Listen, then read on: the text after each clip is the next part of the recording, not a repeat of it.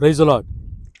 மனிதர்கள் காண வேண்டுமென்று செய்யக்கூடாத 3 காரியங்கள். இன்றைக்கி பாருங்கள், உலகத்தில் நிறைய பேர் செய்கிற காரியம் மற்றவங்க பார்க்கணும் அப்படிங்கிறதுக்காக தான் செய்வாங்க. அப்படி குறிப்பாக கிறிஸ்தவர்களாக தேவ பிள்ளைகளாக இருக்கிற நாம், அப்படி தேவனுடைய சீசர்களாக இருக்கிற நாம், அப்படி செய்யக்கூடாத 3 காரியங்களை குறித்து தான் நான் உங்களோடு பகிர்ந்து கொள்ள விரும்புகிறேன். அது யாதென்றால், முதலாவது தர்மம், அதாவது மற்றவங்களுக்கு செய்கிற உதவி. 2வது ஜெபம். 3வது உபவாசம். தர்மம் சொல்கிறீங்க பிரதர், மற்றவங்களுக்கு தெரியாமல் செய்யணுங்கிறது புரிஞ்சுக்கிறோம். அதனை ஜெபத்தையும் உபவாசத்தையும் கூட சொல்கிறீங்க அப்படின்னு நீங்கள் கேட்கலாம். நான் அதை மிக அழகாக சுருக்கமாக நான் உங்களுக்கு விளக்க விரும்புகிறேன். மத்தேயு 6வது அதிகாரத்தில் இயேசு கிறிஸ்து இந்த போதனைகளை செய்தார். முதல்ல என்ன சொல்கிறாரு? தர்மம் செய்யும்போது, நீயோ தர்மம் செய்யும்போது தாரை ஊதுவியாதே. உன் வலதுகை கொடுக்கிற தர்மம் உன் இடதுகைக்கு தெரியக்கூடாது. அப்படி தெரிகிற மாதிரி மற்றவங்களுக்கு காட்டுற ஒரு ஷோ ஆஃப் மாதிரி நீ பண்ணேன்னா, உனக்கு பரலோகத்தில் இருக்கிற பிதாவினிடத்திலிருந்து எந்த பலனும் வராது என்று சொல்கிறார். பாருங்கள், இன்றைக்கி நிறைய பேர் மற்றவங்களுக்கு ஹெல்ப் பண்ணுறதுக்கு நம்ம பிரயாசப்படுகிறோம், ஆசைப்படுறோம், ஹெல்ப் பண்ணுறோம். ஆனால் அதை ஒரு ஷோ ஆஃபாக மாற்றி இல்லை மற்றவங்ககிட்ட பெருமையாக சொன்னோன்னா, அதற்குரிய பலன் பரலோக பிதாவத்திலிருந்து நமக்கு வராதாங்க. பாருங்கள், அப்படின்னா என்ன அர்த்தம்னா, மற்றவங்களுக்கு நம்ம செய்கிற உதவி, ஏழைகளுக்கு உதவி செய்கிறது, திக்கற்றவர்களுக்கு உதவி செய்கிறது, விதவைகளுக்கு உதவி செய்கிறது, கஷ்டப்படுறவங்களுக்கு செய்கிற உதவி நிச்சயமாக பரலோக பிதா அதற்கு பலனை தருவார். ஆனால் அதை மற்றவங்களுக்கு தெரியாமல் பண்ணணும்.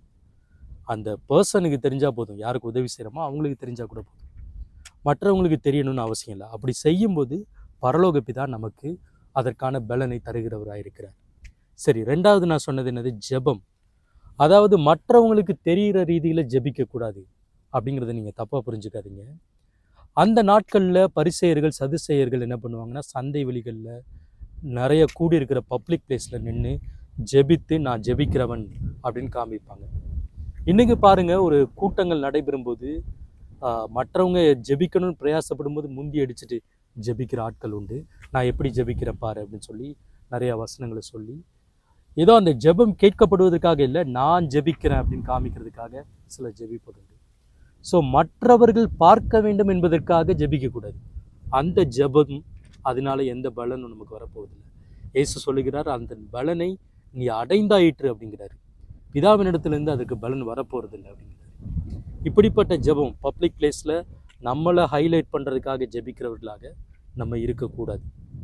அஃப்கோர்ஸ் நம்ம ஜெபிக்கணும். வென் பப்ளிக் பிளேஸில் ஜெபம்னு ஒரு டிமாண்ட் வரும்போது யாருமே ஜெபிக்காட்டினா நிச்சயமாக நம்ம ஜெபிக்கணும். நம்ம ஜெபத்தை ஏறெடுக்கணும்.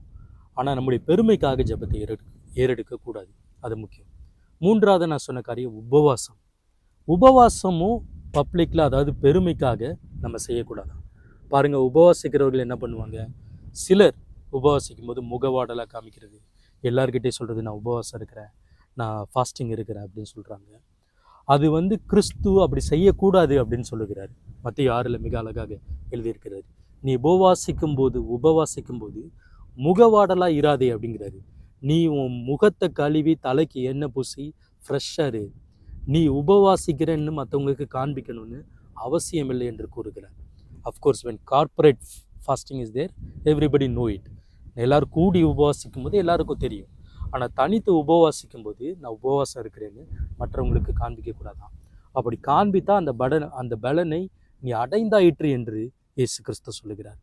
ஆகையினால் தர்மம், ஜெபம், உபவாசம் இதை எப்போ மற்றவர்களுக்கு காண்பிக்காமல் செய்யணுங்கிறத கர்த்தர் அழகாக இந்த அதிகாரத்தில் விளக்கியிருக்கிறார்.